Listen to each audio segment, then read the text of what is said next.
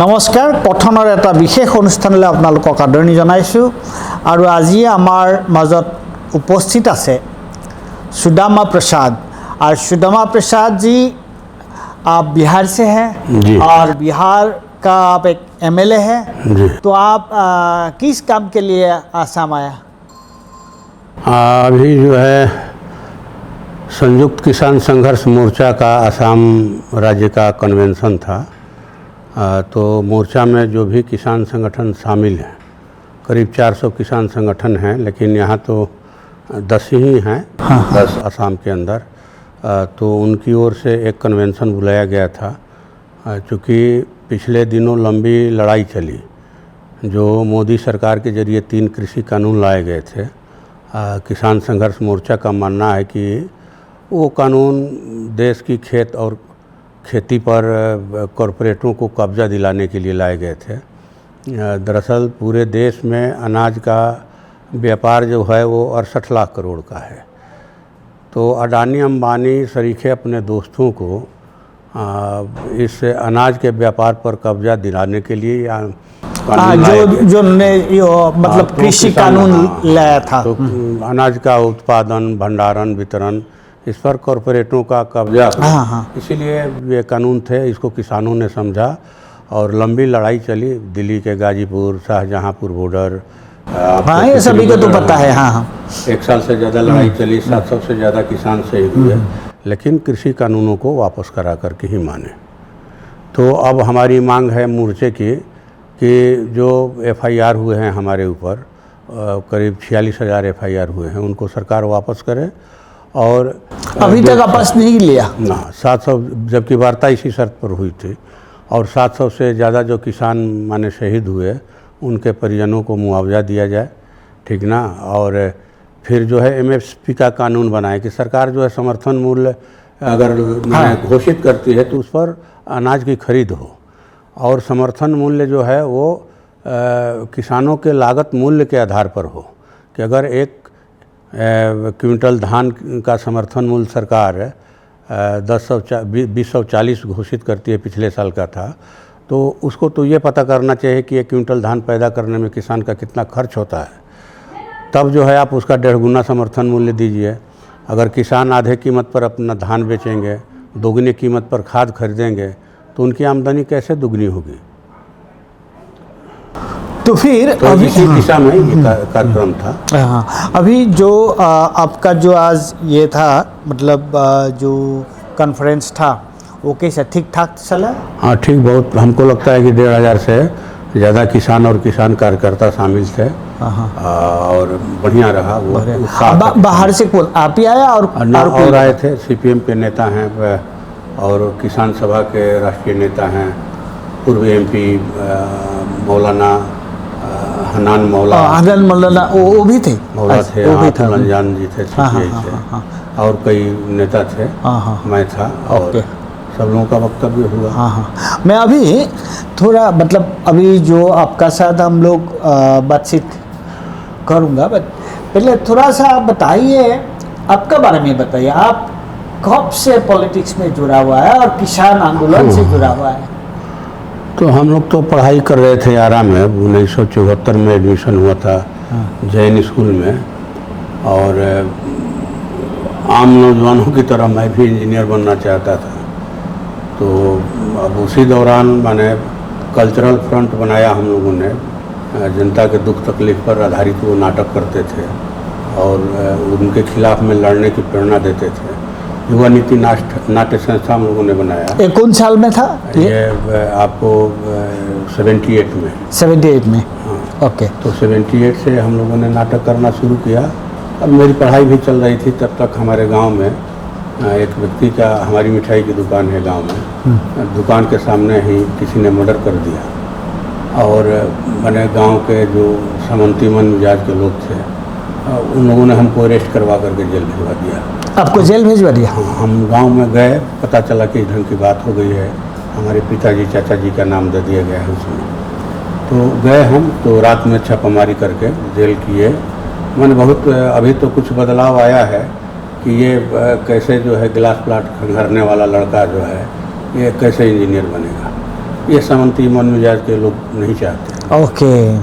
तो जेल भिजवाया और जेल में हम गए तो देखे जेल की स्थिति, सभी गरीब गुरबे या उनकी लड़ाई लड़ने वाले जो नक्सली थे आए थे। बीच में बोलता हूँ, आप इंजीनियरिंग में पढ़ाई कर रहा था? ना पढ़ाई नहीं कर रहे, तैयारी कर रहे था। IAC कर लिए थे 1980 और इंजीनियरिंग जाने के लिए तैयारी कर रहा था। और आप उसी बीच में IIT की तैयारी कर रहे थे। आप मतलब कल्चरल एक्टिविटीज कर रहा था, नाटक कर रहा था, और उसी समय आपको जेल भेज दिया। और उन्होंने बजा आप कैसे तैयारी कैसे कर सकते इंजीनियर के, आप जैसे लोग को कैसे इंजीनियर बन सकते हैं? फिर तो वही जेल में रहे। हमारा 81 दिनों के बाद बेल हुआ, केस ख़त्म हुआ। जो नाटक कर्मी लोग थे उस समय KSP से मिले तो केस ख़त्म हुआ, लेकिन फिर पढ़ाई में मेरा मन नहीं लगा। और मेरी गतिविधि इधर बढ़ते गई और 1982 में जो IPF बना तो फिर 84 में हमको भोजपुर रोहतास जिले का सेक्रेटरी बनाया गया। फिर उसके बाद पार्टी स्टेट कमेटी में शामिल हुए। फिर इसके बाद जो है पार्टी ने चुनाव भी लड़वाया, कई केस हुए हम पर सामंतवाद विरोधी लड़ाई के क्रम में। माने कई जो भी गांव में माने कोई घटना घटती केस में नाम दे दिया जाता। तो खैर तो केस सब ख़त्म हो गया। 2015 में तरारी से चुनाव लड़े, पार्टी ने कहा कि लड़िए चुनाव। 2015 हाँ जीते 200, आपने जीत लिया 272 वोट से। हाँ फिर सिर्फ 272 वोट से। हाँ।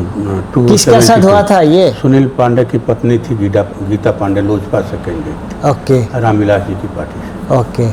तो ये फर्स्ट आपका जीत हुआ। फिर सेकेंड अभी 2020 में गठबंधन बना, माले भी शामिल था गठबंधन में। RJD के साथ RJD, कांग्रेस, CPI, CPM, माले। तो उसमें हम लोग 12 सीट जीते। भाकपा माले के 12 विधायक हैं और CPI के 2 हैं, CPM के 2 हैं। यानी वहाँ वामपंथी दलों का 16 सदस्यों का विधायक दल है। अभी जो ये सेकेंड टाइम आप जब ये इलेक्शन लड़ाई किया, उस टाइम आप किसका खिलाफ में थे? सुनील पांडे खुद लड़ रहे थे। फिर हाँ। ओके। तो इस बार चूंकि इस बार कितना डिफरेंस था? 12,000 से 12,000 का। पहले 272 और अभी आपका परफॉर्मेंस बहुत अच्छा हो गया। 12,000 ना। अभी मैं आपको बताता, आपसे जानना चाहता हूँ, अभी जो गठबंधन जो हुआ, अभी जो आप थोड़ा उधर हम लोग जब बातचीत कर रहा था, आप बताया था जो गठबंधन का अभी जो इंडिया अलायंस का जो ज़बरदस्त जो चल रहा है, तो मतलब ये बिहार से शुरू हुआ था। थोड़ा बहुत आप इसी का बारे में आप बताएं। तो इसके पहले थोड़ा एक और बात मेरे दिमाग में आई है कि जो हमारे यहाँ लड़ाई चली, वो चली भूमिहीन गरीब किसानों की लड़ाई, क्योंकि वो दलित और अति पिछड़ी जातियों से आते हैं और उनको बड़े सामंतों के सामने, भूस्वामियों के सामने, सो कॉल्ड अपर कास्ट, उनको खाट पर बैठने का अधिकार नहीं था, चुनाव में वोट डालने का अधिकार नहीं था, और दिन भर खेतों में खटने के बाद इज्जत से मजदूरी मांगने का अधिकार नहीं था। बात बात पर उनकी पिटाई होती थी। तो उसी के खिलाफ में हमारी पार्टी बनी, जो नक्सलवाड़ी का विद्रोह था 67 में यहाँ, और 69 में 72 तक यहाँ माने कहा जाए कि बंगाल में एक तरह से उसको समाप्त करने का प्रयास किया गया, और वो लड़ाई जमी भोजपुर में। तो जो हम जहाँ से जीत कर आते हैं, comrade Ram Naresh Ram, comrade Rameshwar Yadav, comrade master Jagdish, इन तीनों लोगों ने सहार के एकवारी गांव में पार्टी बनाया, और वहीं से माने कहा जाए कि मान सम्मान की लड़ाई शुरू हुई। कॉमरेड राम नरेश राम 1995 से लेकर 2010 तक 5 बार विधायक रहे। सहार रिजर्व कॉन्स्टिट्यूंसी थी, और बाद में 2010 में जब ये जनरल कॉन्स्टिट्यूंसी बनी तो सहार विधानसभा के 7 पंचायत काट करके अज्ञाव रिजर्व कॉन्स्टिट्यूंसी में जोड़ा गया, और पीरो ब्लॉक का 7 पंचायत पीरो शहर जो है तरारी में जोड़ा है। मेन तरारी ही कॉन्स्टिट्यूंसी बनी, और सुनील पांडे जो 2 बार पीरो से MLA थे, वो माने 1 बार यहाँ से तरारी से जीत गए नए परिसीमन में। तो ये इसलिए हमने रखा कि माने कॉन्स्टिट्यूंसी का जो मिजाज है वो सामंतवाद विरोधी लड़ाई का मिजाज है, संघर्ष का मिजाज है, और लोग दबते नहीं हैं, डरते नहीं हैं। और वहाँ तो मैंने कहे कि इतनी सामंती मानसिकता हावी है कि एक सिगरेट के लिए 1994 में रणवीर सेना बन गई। एक सिगरेट के लिए? एक सिगरेट के लिए। सिगरेट बिलाउर गांव से श्रीनाथ केसरी के यहाँ लोग गए। मतलब कास्ट ऑपरेशन इतना बहुत है। और एक सिगरेट के लिए करीब 350 लोगों का कत्ल कर दिया गया। एक सिगरेट जनसंहार पर, हाँ, बाथानी टोला जनसंहार, बाथे जनसंहार। मामला सिगरेट का नहीं था, राजनीतिक वर्चस्व का था कि भाई समाज में किसका दबदबा चलेगा, दादा बाबू लोगों का चलेगा, बड़े लोगों का चलेगा, या जो गरीब गुरबे जिनको ये पाँव की जूती समझते हैं उनका चलेगा। क्योंकि उनकी राजनीतिक हैसियत बढ़ रही थी, वो अपना विधायक बना रहे थे। 89 में अपना MP जिता लिया आरा से, कॉमरेड रामेश्वर प्रसाद पहली बार जीत करके IPF की टिकट पर लोकसभा गए थे। तो ये खटकने वाली बात है कि जो लोग हमारे सामने सर उठाकर चलता नहीं था, वो लोग अब हमारे सामने जो है वोट डालने की बात बोलता है या हड़ताल करता है कि इतना मजदूरी से काम नहीं चलेगा। मतलब इतना एम्पावरमेंट हो गया उन लोग का कि बराबरी का अधिकार, हक की बात कर रहा है, तो राइट्स का बात कर रहा है, अधिकार की बात कर रहा है। तो उसको दबाने के लिए ये जो है रणवीर सेना बनी। वहाँ हमेशा एक मैंने कही कि सामंतों की निजी सेना तैयार रहती है गरीबों को दबाने के लिए, और गरीब भी तैयार रहते हैं उनसे लड़ने के लिए। तो हमारी कॉन्स्टिट्यूंसी क्या ये ऐतिहासिक पृष्ठभूमि है, इसलिए हमने इसको रखा। मतलब ये संघर्ष का मतलब पूरा मतलब जो फ्यूडल फोर्सेस का मतलब खिलाफ गरीब लोग ही चुनाव लड़ते हैं चंदा करके 10 रुपया 20 रुपया। अच्छा, मैं आपको पूछ रहा था अभी एक्चुअली बीच में मैं और एक बात बोलना चाहता हूँ। एक कम्युनिस्ट लीडर था सत्यनारायण सिन्हा। जी जी, हाँ, सत्यनारायण सिंह थे धमाल गांव। सत्यनारायण सिंह, हाँ, PCC CPI में। हाँ, मैं उनसे मिला था।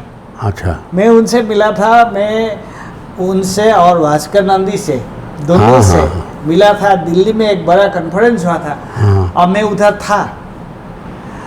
तो फिर भोजपुर में मिले थे? भोजपुर में नहीं, उनको मिला था मैंने दिल्ली में।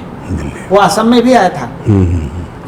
तो मेरा साथ भी थोड़ा बहुत ये कम्युनिस्ट पार्टी का एक ज़माना में कोई रिलेशन था, मैं भी थोड़ा बहुत इन्वॉल्व था। ठीक है, मैं अभी जो दूसरा बात में आता हूँ गठबंधन में। तो गठबंधन कैसे आप लोग ने शुरू किया? मतलब ये पहले जो मीटिंग हुआ था, पहले जो अटेम्प्ट था वो तो मतलब बिहार से ही शुरू हुआ था, पटना से ही शुरू हुआ था। उसके बारे में थोड़ा सा आप हम लोग का दर्शक के लिए बताएंगे क्या? तो हमारी पार्टी भाकपा माले CPI लिबरेशन का 11वां महाधिवेशन हुआ पटना में। तो उसमें 15 फरवरी को हम लोगों ने शुरुआत किया रैली से, भाजपा भगाओ देश बचाओ। पटना के ऐतिहासिक गांधी मैदान में ऐतिहासिक रैली हुई, लाखों लोग आए, ठीक ना। तो मैंने 18 फरवरी को हमारी पार्टी भाकपा माले की सेंट्रल कमेटी ने CPI की एक विशेष सत्र रखा विपक्षी एकता पर वार्ता के लिए। तो उसमें बिहार के CM वो तो गया था ना, श्री नीतीश कुमार जी आए थे, डिप्टी CM श्री तेजस्वी प्रसाद यादव जी आए थे, सलमान खुर्शीद साहब कांग्रेस के वरिष्ठ नेता आए थे, CPI के नेता D राजा आए थे, CPM के नेता आए थे, कई राज्यों के मुख्यमंत्रियों ने शुभकामना संदेश भेजा था। तो एक खुले मन से बढ़िया मंच पर बात हुई, और बात कहिए कि एक माने बीज जो है विपक्षी एकता का भाकपा माले के महाधिवेशन में पड़ा।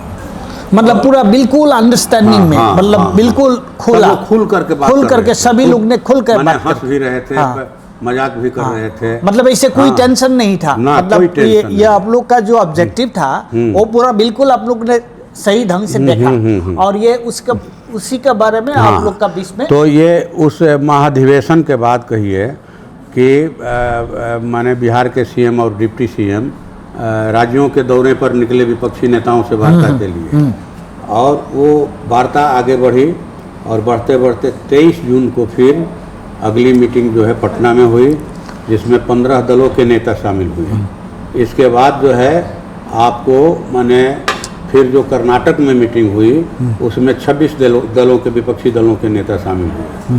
फिर महाराष्ट्र में हुई अगली मीटिंग, तो उसमें जो है कहे कि मैंने कर्नाटक में नामकरण हुआ था और सारी चीज़ें जो है महाराष्ट्र की मीटिंग में तय हुई। मैंने 28 दलों के नेता जुटे, तो ये एकता जो है परवान चढ़ी। आप कह सकते हैं कि भाई जो मतलब शुरू हुआ और धीरे 18 फरवरी को ये बीज पड़ा विपक्षी एकता का भाकपा माले के सम्मेलन में, महाधिवेशन में, CPI-ML।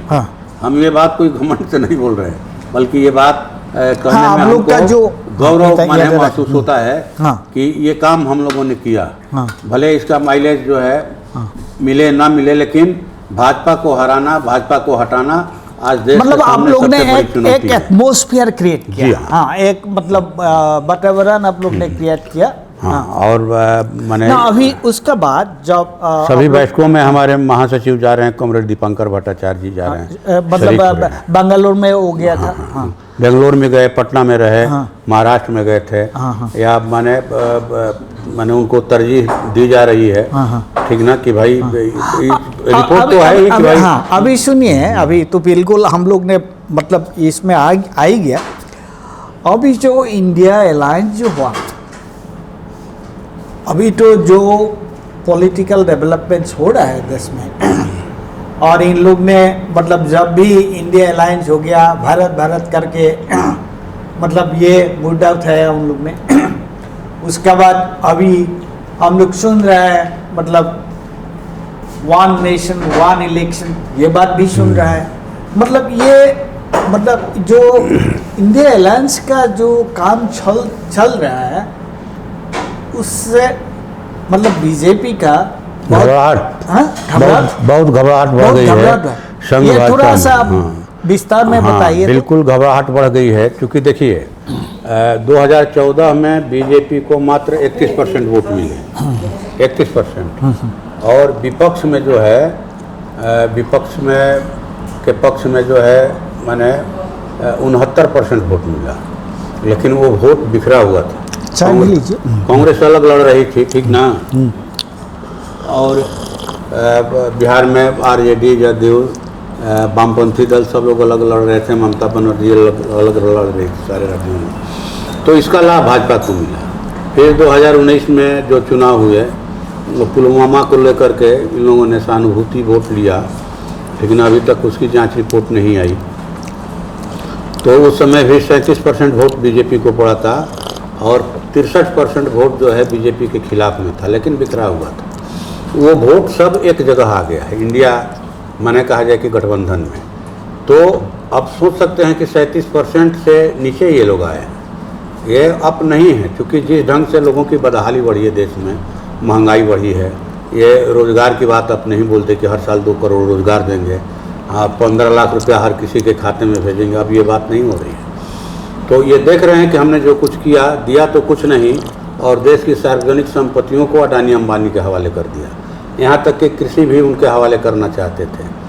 तो अब इनकी लोकप्रियता में तेज़ी से गिरावट आई है, और इसी का परिणाम है कि ये विशेष सत्र बुला रहे हैं लोकसभा का। इसका क्या मतलब, इंटेंशन क्या है? मतलब यही है इंटेंशन। आप क्या सोचते हैं? विधेयक मैंने इस ढंग का पेश करेंगे, 1 नेशन 1 मैंने इलेक्शन। तो अभी कर्नाटक में साल भर भी नहीं हुआ, चुनाव हुआ, और आप चुनाव कराइएगा।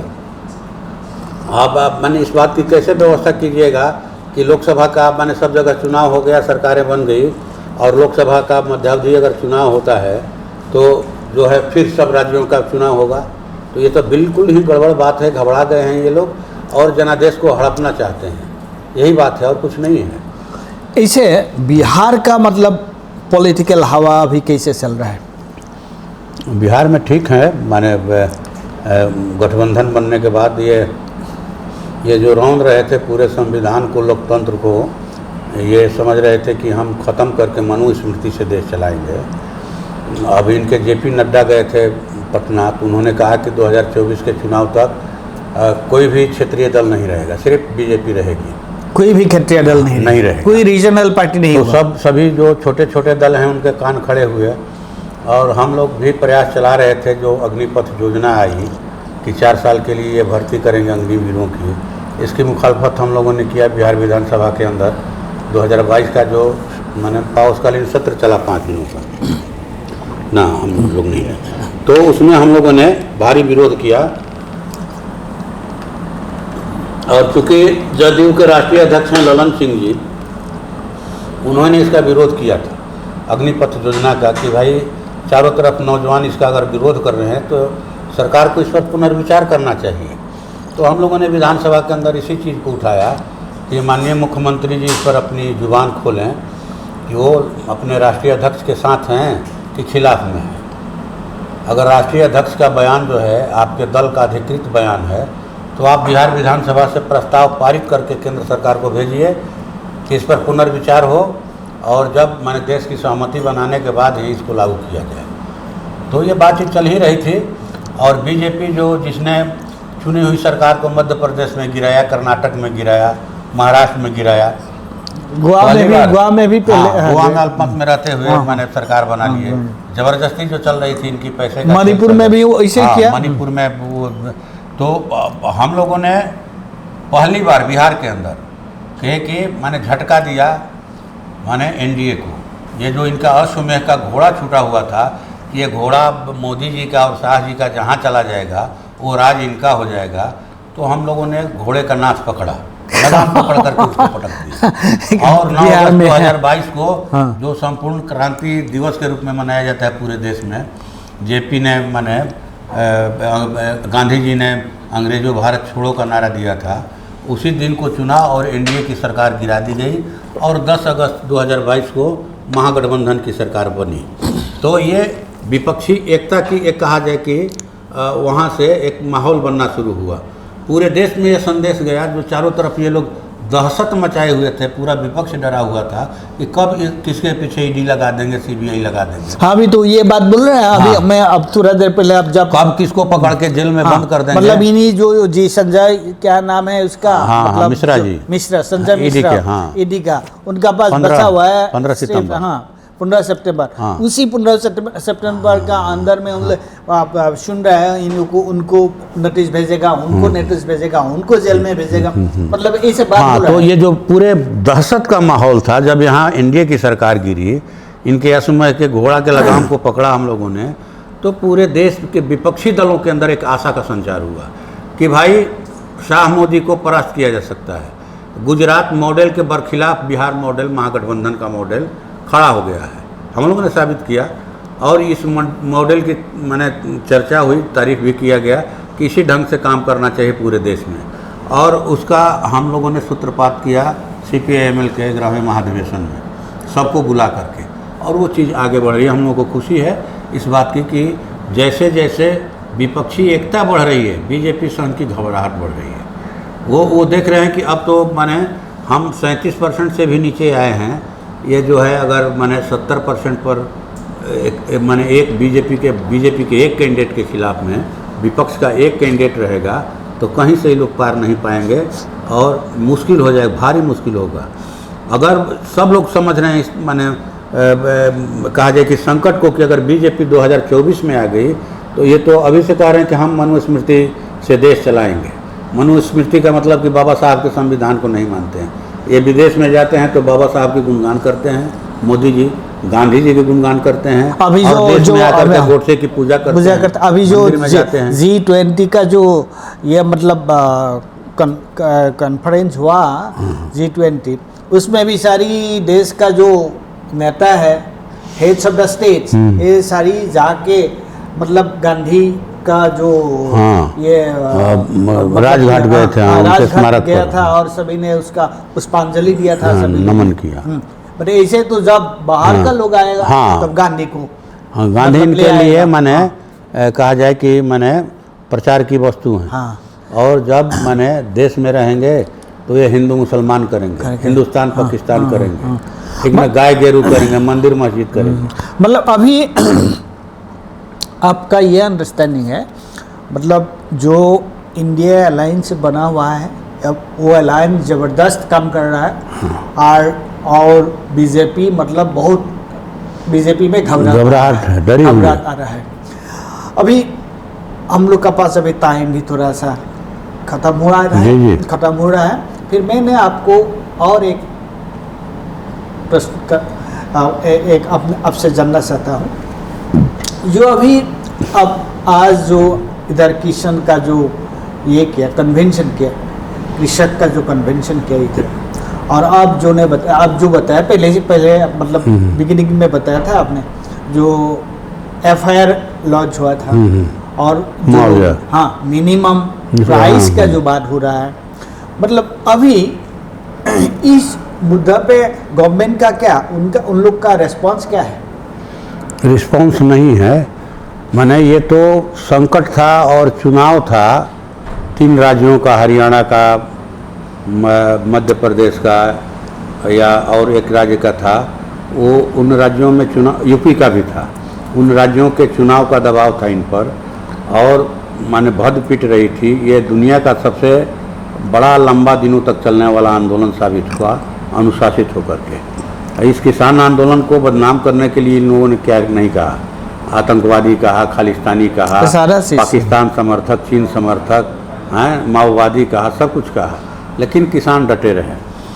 तो सरकार का तो रुख माने ये माने किसानों के दबाव में आकर के ये वापस लिए हैं, लेकिन माने ये फिर अगर 2024 में इनकी सरकार बन गई तो फिर से ये माने कृषि कानूनों को लागू करने का प्रयास करेंगे। आप सोचता है क्या 2026 में उनका सरकार बनेगा? हाँ, सुनिए ना, अभी तो बोल दिए ना, बोले लाल किला से कि फिर अगले बार मैं जब यहाँ से मैं फहराऊंगा, झंडा फहराऊंगा। 15 अगस्त को बोले ना ये बात कि अगली बार फिर मैं झंडा फहराऊंगा। तो आप लोग उनको अलाउ करेगा ये आने के लिए? नहीं, बिल्कुल नहीं। ये पूरा देश अलाउ नहीं करेगा। तो ये लागू करना माने चाहेंगे, तो इसलिए ये किसानों के हित में बात है कि ये सरकार चलता हो। इस सरकार को किसी भी कीमत पर नहीं बनने दिया जाए, और नहीं तो लोकतंत्र, संविधान, सब कुछ जो है वो ख़त्म होगा और 2024 के बाद इस देश में चुनाव ही नहीं होंगे। तो अभी जो कृषक आंदोलन फिर भी होने का कोई ये है क्या? बिल्कुल बिल्कुल। अभी जो है हम लोगों ने घोषित किया है प्रोग्राम, वो आपको 26, 27, 28 अक्टूबर को, ये नवंबर को राज्य के राज्यपालों का घेराव है। क्योंकि हम लोग देख रहे हैं कि जहाँ विपक्षी दलों की सरकारें हैं वहाँ जो राज्यपाल एक नेता की तरह काम कर रहे हैं। हाँ, सारी जगह में। हाँ। चाहे मैंने केजरीवाल जी का मामला, केजरीवाल सरकार का दिल्ली में, स्टालिन का उदाहरण दिया, तमिलनाडु में, या फिर बंगाल में, हाँ, सारी जगह, पटना, सब जगह ये लग रहा है कि राज्यपाल जो है कोई ऑर्नामेंटल चीज़ नहीं है, ये पावर हो गया है। पहले तो पावर नहीं था, हाँ, कोई पावर नहीं था। राज्यपाल बजट सत्र में आकर के अभिभाषण पढ़ते थे, ये तो एक फॉर्मल पोस्ट था। हाँ, लेकिन वो लग रहा है कि ये कार्यकारी पद मोदी जी बना दिए हैं, ठीक ना, एजेंट बना दिया सेंट्रल गवर्नमेंट का। हाँ, एजेंट बना दिए हैं। और अभी जैसे मान लीजिए कि चीफ जस्टिस का चुनाव सुप्रीम कोर्ट का विपक्ष के नेता, प्रधानमंत्री और सुप्रीम कोर्ट के जज करते थे, माने इलेक्शन कमीशन के माने ये अध्यक्ष का चुनाव। अब ये बोल दिए कि ना चीफ जस्टिस की जरूरत नहीं है, अब जो है एक प्रधानमंत्री एक ये मतलब अपॉइंट करेगा और किसी नेता और एक मंत्री करेगा। तो मंत्री किसका साथ देगा? तो चीज़ों को माने जो ट्रेडिशनल चीज़ें हैं जिस पर भारत के लोकतंत्र की बुनियाद टिकी है, आप माने समझ रहे हैं कि निजी तरह से आप हम लोग यही बोल रहे हैं, जो एक कॉन्स्टिट्यूशनल वैल्यूज और डेमोक्रेटिक इंस्टीट्यूशन संस्थाओं, ये दोनों को मतलब सुरक्षा देना, दोनों को प्रोटेक्ट करना, ये बहुत जरूरी है। अभी फौज का जो था कि जल माने सेना के अध्यक्ष, नेवी के अध्यक्ष अलग होते थे, थल सेना के थे, फिर आपके वायु सेना के थे, आपको सबको मिला के एक कर दिए, आप बना दिए, सीप बना दिया और राष्ट्रपति को हटा करके आप बन गए, उसके ये इंचार्ज बन गए। क्या चीज़ है भाई? आप क्या राजा हैं? सारी चीज मतलब जो कॉन्स्टिट्यूशनल जो स्पिरिट है उसका मतलब अगेंस्ट जा रहा है। बिल्कुल राजा की तरह इनका व्यवहार हो गया। कोई विरोध की आवाज़ नहीं सुनना चाहते हैं। इतने दिनों में एक प्रेस कॉन्फ्रेंस नहीं किया सभी पत्रकारों को बुला करके। 9 साल हो गया इनका। अभी G20 में अमेरिकी राष्ट्रपति की मांग थी कि हम पत्रकारों की जो टीम लेकर आए हैं उसके साथ आप प्रेस कॉन्फ्रेंस करवाइए, ये लेकिन मना कर दिया। क्यों भाग रहे हैं भाई? आप अगर सही हैं आदमी, आप देशभक्त हैं, आप ही माने दुनिया के सबसे बड़े देशभक्त हैं और तो फिर आप देशभक्ति का क्यों- सर्टिफिकेट बांट रहे हैं आप, हैं माने कि कौन देशद्रोही है, कौन देशभक्त है, जिसका देश के आंदोलन में अंग्रेज़ों को भगाने की लड़ाई में कोई माने इतिहास नहीं रहा, जिसका कोई एक माने साथी शहीद नहीं हुआ। जो वीर सावरकर जिनको बोलते हैं वीर, वो माफ़ी वीर थे। अंडमान जेल से 3-3 बार चिट्ठी लिख करके वो जेल से बाहर आए कि हम आपके लिए काम करेंगे, और अंग्रेज़ उनको वजीफ़ा दे रहे थे, हैं कि आप चलिए हमारे वजीफे से राजनीति कीजिए, और हिंदू मुसलमान वो कर रहे थे कि अंग्रेज़ों को भगाने से ज़्यादा माने ज़रूरी है कि मुसलमानों को भगाया जाए। क्या भाई है, और आप माने ये प्रेस कॉन्फ्रेंस नहीं करना क्या है? आपने कहा, उसमें बलिंदर जी ने कहा हमसे, कहा चलिए बातचीत करेंगे। तो क्या है भाई, हम लोग चोरी कर रहे हैं, डकैती कर रहे हैं, क्यों भागेंगे प्रेस से? आप इसका मतलब कि कर रहे हैं आप निजी राजा की तरह। रेलवे अडानी का हो गया, जिस रेलवे को बनाने में जो है लाखों एकड़ ज़मीन गई देश की, माने अरबों की पूंजी लगी, एक दिन में बना है, और आपके एक कलम से भारतीय रेल जो है अडानी रेल हो गई। क्या तमाशा चल रहा है देश में? तो ये जो है दहशत पैदा किए हैं लोग, वो कहिए कि खानों पर कब्जा दिलाने के लिए कुकी और मैती की लड़ाई। नहीं, मैं आपको और मतलब आखिर लास्ट जो क्वेश्चन है ये मैं आपको पूछना चाहता हूँ।